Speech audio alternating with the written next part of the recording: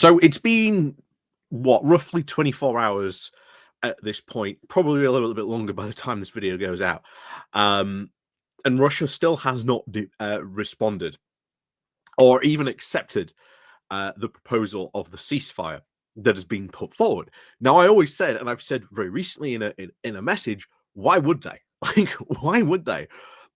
Right now, there is, and these negotiations are complete cross purposes. There is not going to be an agreement from these negotiations because Russia wants its own crazy little demands. And like I say, we'll get into some of those demands later.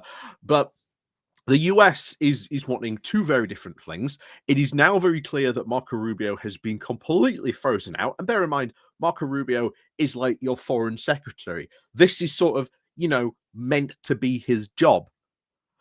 But we've now got sort of two different people talking from two different points, as we'll see in a moment, meaning that America is talking at cross purposes with Russia. Meanwhile, of course, you've got Ukraine, who has basically been very consistent at asking all this time what it wants, and that is its territory back, and of course security guarantees, so that Russia can't come back and just do this again. So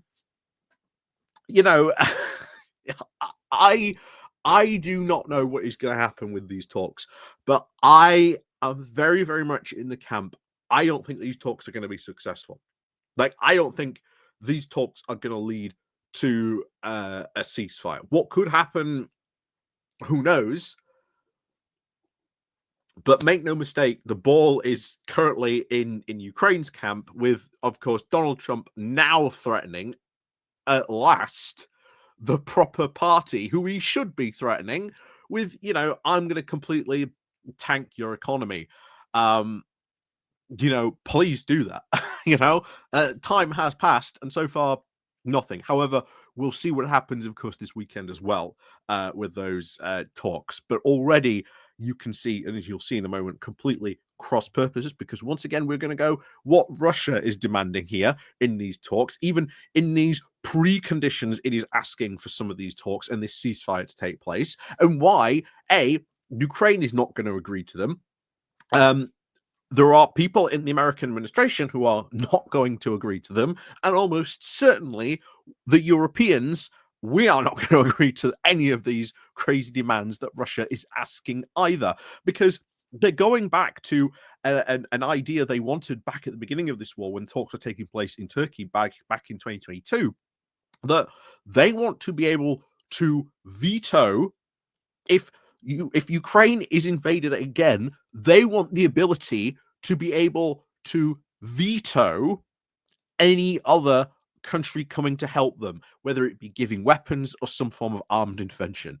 So, sorry, Poland, you can't come to Ukraine's aid because we're invading them. We're vetoing you. Oh, yeah. I can see Ukraine and other European countries agree.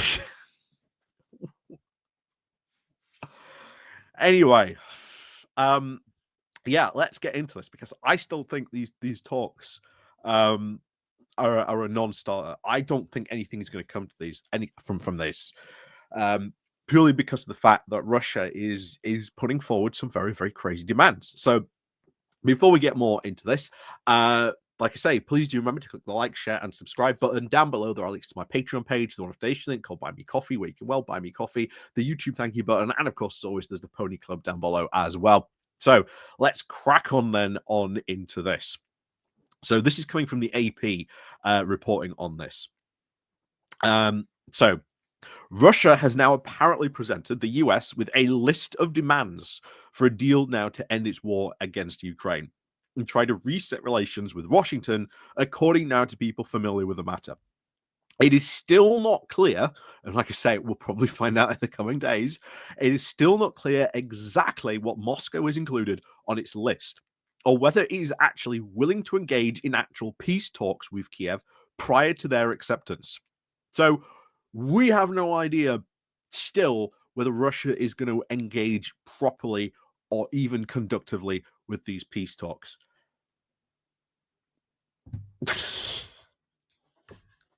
And yet Trump said he was gonna, punish these people. Well, yeah, he's delivered that threat. Will he actually follow through on it? Is he actually going to punish the right people this time? I would hope so.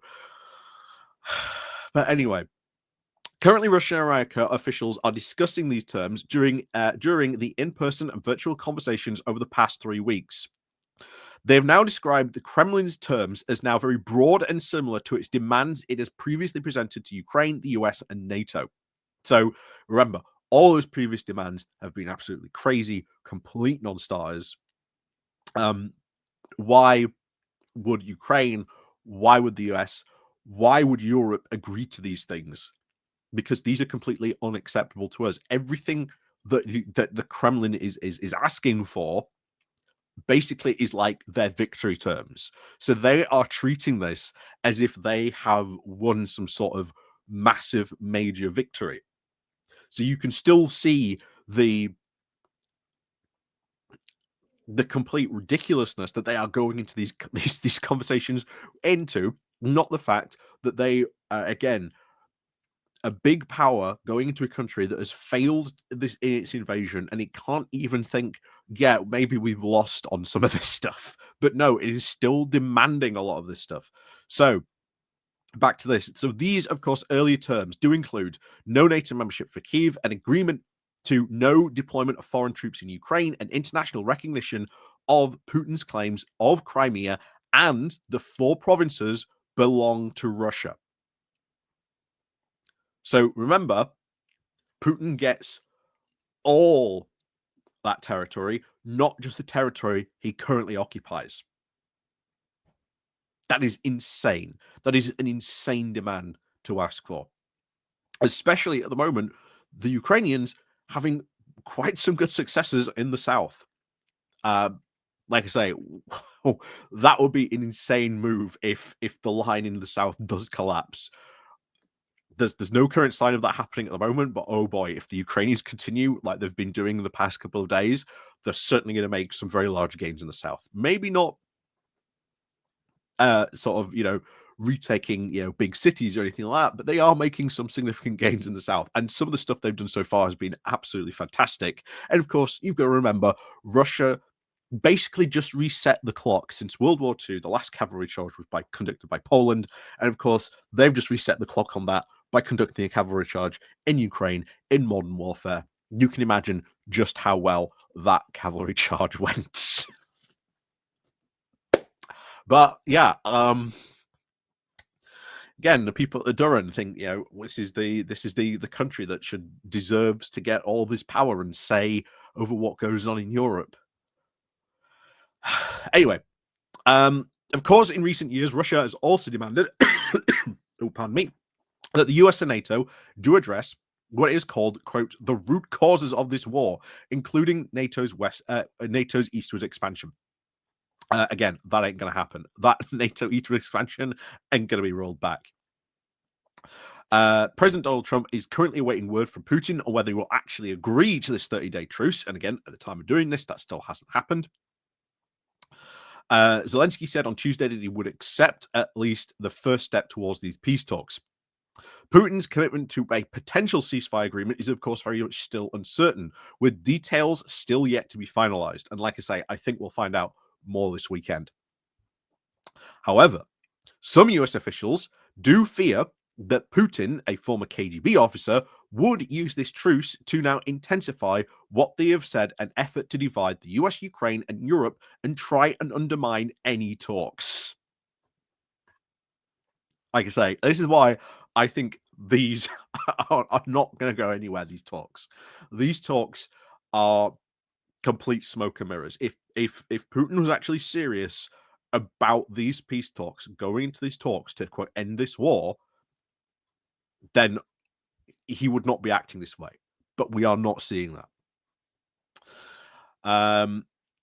Meanwhile, President Volodymyr Zelensky did hail this week's meeting in Saudi Arabia between the US and Ukrainian officials as very constructive, and he said that a potential 30-day ceasefire with Russia could be used to, of course, draft a very broader peace deal.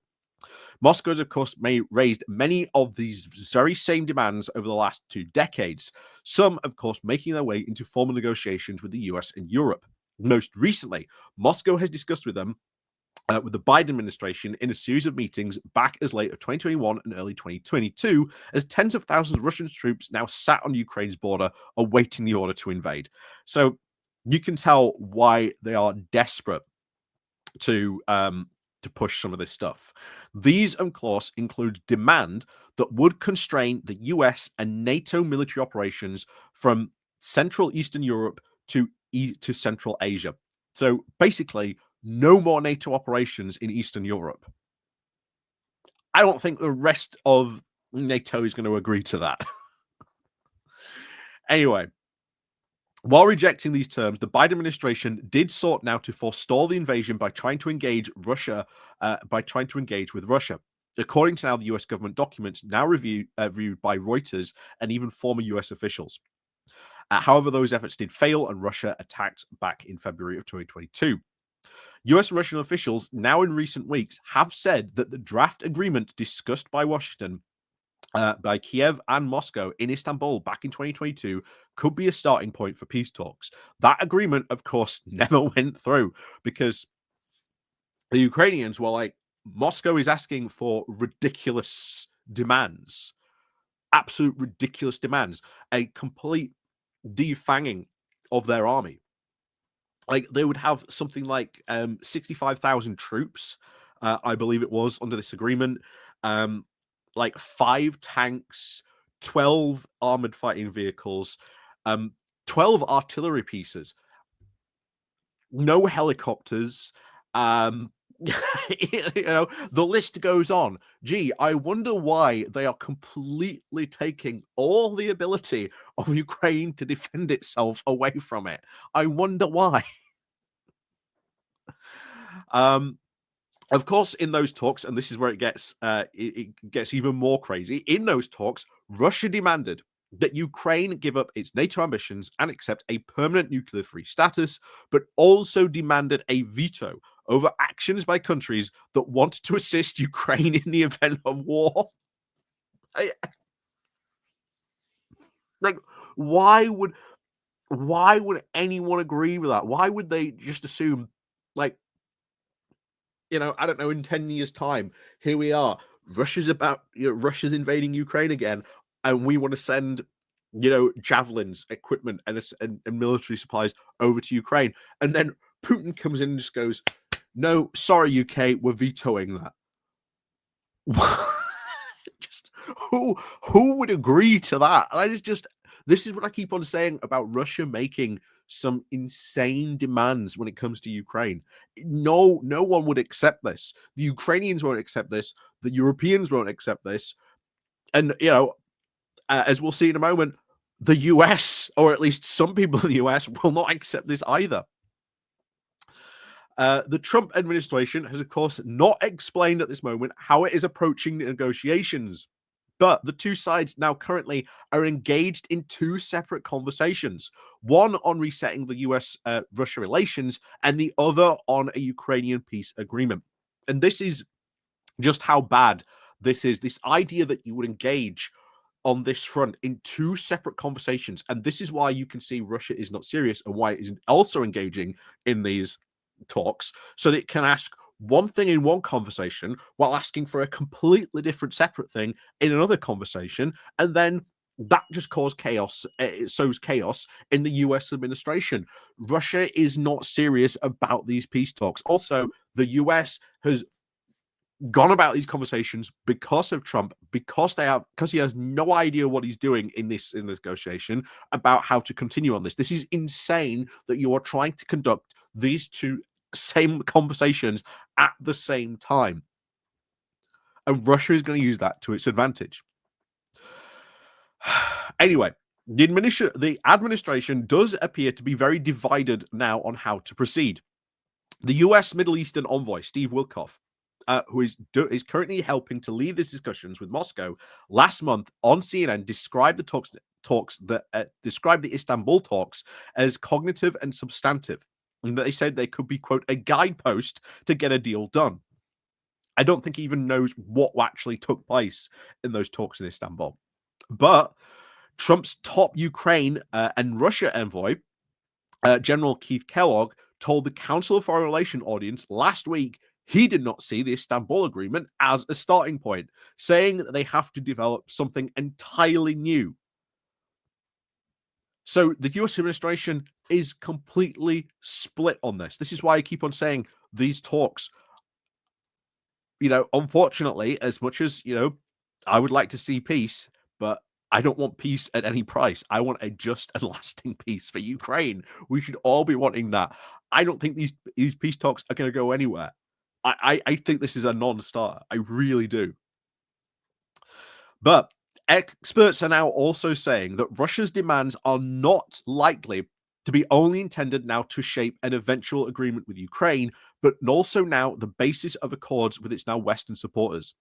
Russia has made very similar demands to the US over the last 2 decades, demands that will, of course, limit the West's ability to build a now stronger military presence in Europe and potentially allow Putin to even expand his influence in the continent.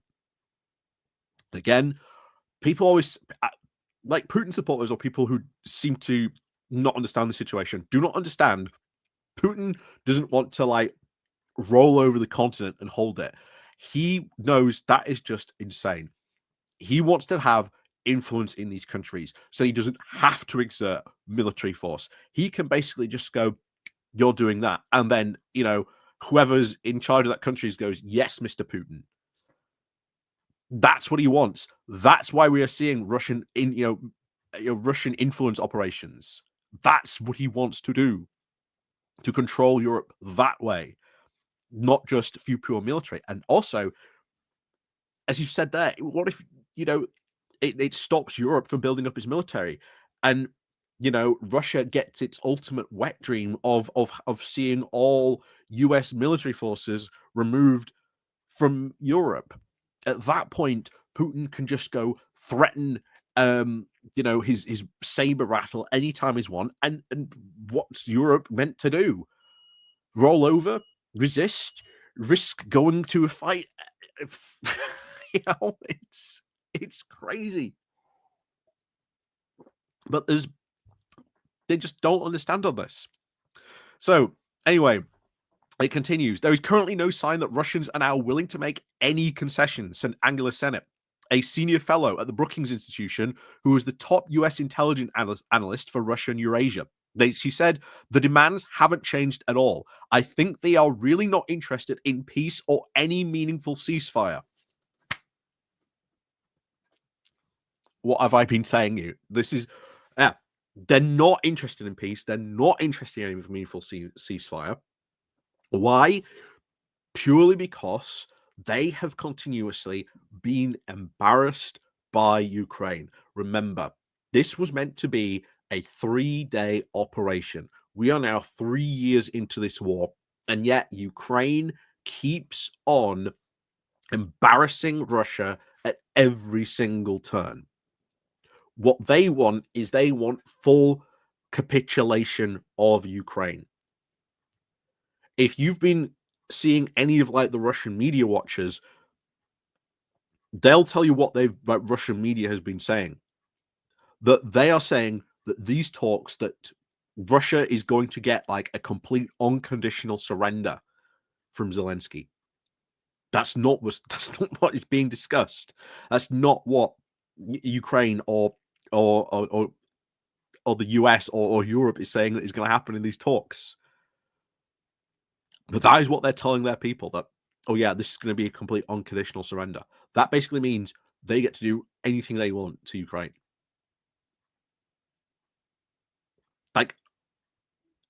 What you've just heard there is right.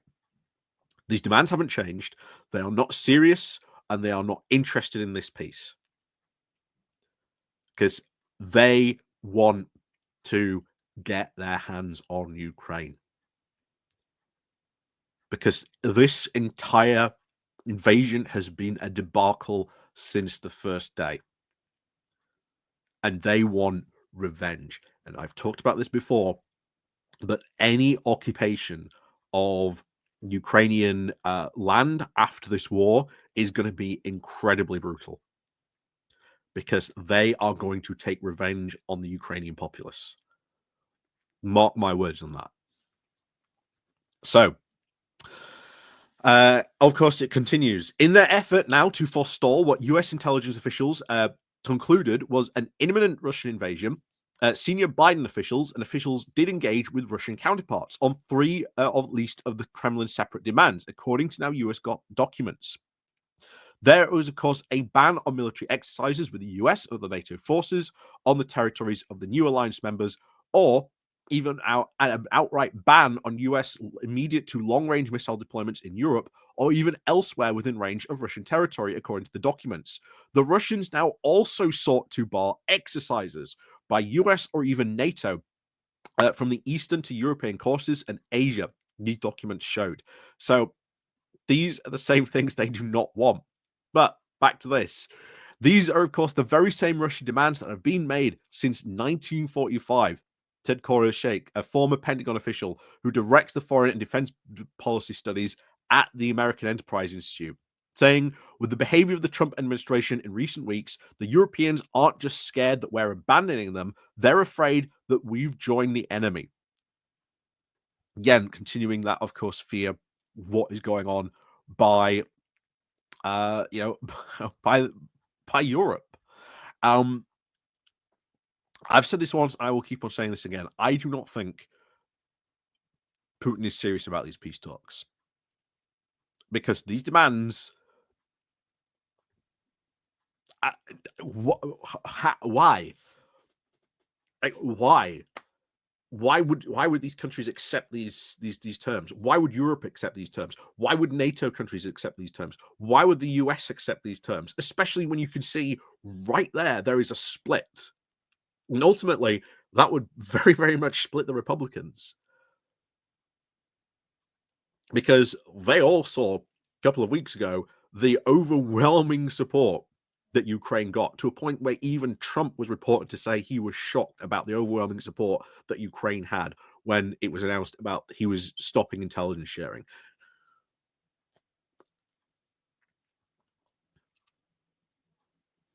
So I don't think these talks are going to progress. I think after this weekend, we are probably going to hear about how badly these talks went, and probably more about the insane demands that Russia is going to make of Ukraine.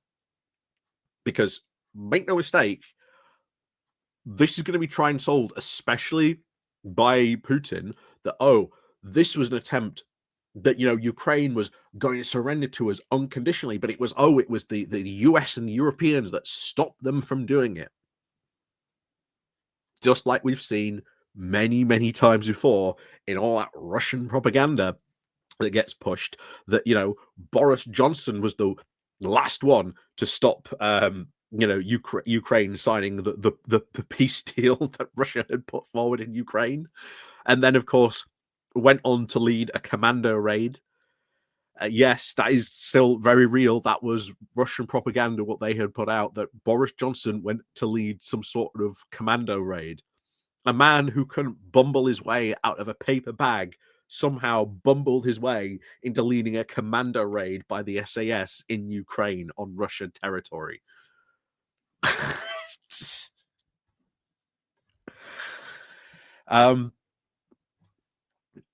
They're not serious.